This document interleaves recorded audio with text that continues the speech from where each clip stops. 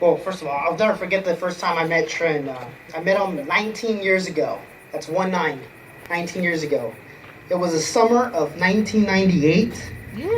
We had just finished our 6th grade year, and we were moving on to middle school. We were both enrolled in this summer program called Summer Bridge. The day that I met Trinh, we were both at a bus stop, waiting for the school bus to pick us up. On that day, as I patiently waited for the bus to arrive, this shy little Asian kid walks up to me and tells me, your backpack is unzipped. So I quickly turned around and confirmed my backpack was unzipped. And as I started to remove my backpack, like a gentleman that he is, he stops me and says, "Let me. I'll zip it up for you." So we started a conversation, and out of nowhere, Trinh asked me,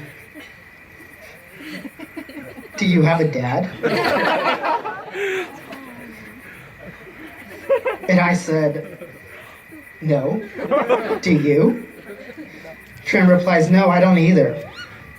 And that is how this 19-year-old friendship/relationship started. We went on to middle school, and we would say hi to each other once in a while. I'll be honest with everyone, Trinh was a big nerd, and I couldn't really let people see me with him. It wasn't until high school when our friendship truly blossomed, and we eventually fell in love. We created so many wonderful memories in high school.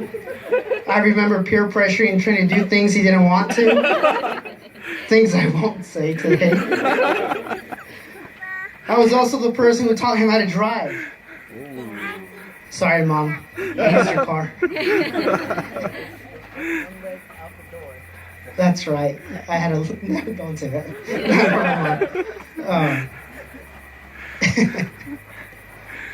So, see, you made me lose my spot here.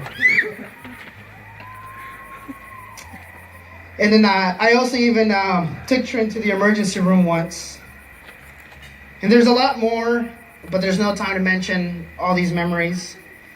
But moving forward, at the end of our high school year, reality hit us. We were going off, well, you were going off to San Diego for college, and I was going to stay behind in Sacramento. You know, people always say that long-distance relationships never work. Statistically speaking, I shouldn't be here today. But despite us being 500 miles away, we remain friends. If anything, being away from you made me love you even more. It made me appreciate you and cherish the times you would come back and visit us in Sacramento. It was 5 long years that you spent in San Diego, and after 5 years, you finally decided to come back home to me. And I was home waiting for you. Only this time, you had someone with you. A new special someone in your life. You had Dom. I'll be the first to admit that I felt a little threatened when I first met you, Dom. You are a beautiful girl, and I could immediately tell that you were a keeper. I knew you would be the one for Trinh. When he first told me he was in love with you, it kind of pissed me off. I mean, do you know how long it took him to tell me that he loved me? It took him about 7 years and me getting him drunk for him to say it. And even to today, he doesn't openly admit that he loves me. My jealousy soon faded away when Dom and Trinh moved to Sacramento. I got to know you, Dom. In fact, fun fact about Dom, if we get her drunk, she may start doing some squats. Also, another fun fact about Dom, she's all about Team Coco. She hates Jay Leno. But back to me. Like I was saying, my jealousy faded away because I got to know you, Dom. I got to see for myself how great you were to Trinh. I saw that you loved him and that you made him a better person. You almost love him as much as I do. And believe me, that's a lot of love. I want to thank you both for allowing me to be part of your wedding party. Trinh, I love you more than a friend. I love you like a brother. You are my male boo.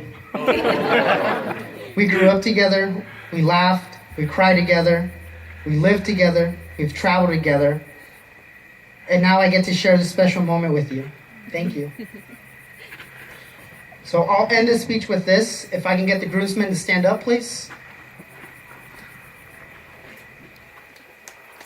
Is that all of them? Where's Trinh? Okay. So as you all may notice, we are all wearing the same suit as Trinh. There's a reason for this. You see, Dom is not just marrying Trinh. He is marrying all of us. We are his family. So with that being said, I would like to ask all the groomsmen, will you take Dominique Yamamoto to be your sister, to love her, to care for her for the rest of your life? I do. Dom, will you take us to be your brothers, to love us, to care for us for the rest of your life? I do. Thank you, Dom. And thank you both for having us today. And congratulations to both of you. Cheers for Trinh and Dom. You heard from Jesus, one of the new grooms, apparently, Dominique. Next up, we have sister to groom as well, Kaylee. Give it up for her.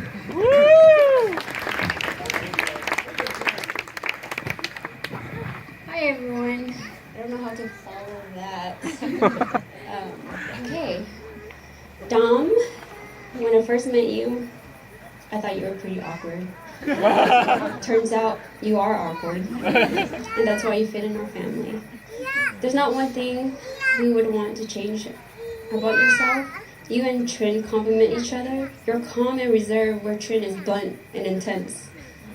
I would say, welcome to the family, but you've been like family since many, many years ago. Trinh, my dear brother, my hard-working brother, the brother that don't and won't give up. I'd like to share a story of a persistent 8-year-old Trinh. Our parents had a house with a big backyard. It had many plants and trees, and when we moved away, most of it died. We came back 3 years later. There stands one tree, a pear tree. Trinh was determined to keep this tree alive, and after school he'd go out into the backyard, hot or cold. You would see this little kid standing there watering this tree. Over time, the pear started growing, and of course his siblings benefited from it. In a way, this resembles your relationship. There will always be ups and downs, but I know you will be determined to keep your family together and nurture it to grow into a bigger family of your own. And from this, we will also benefit because we gain another sister in the family. Who else will we play Catan with? So, congratulations to you both. We love you. That's Kaylee, sister of Trinh. At this moment, please, the bride and groom has requested everybody to stay seated.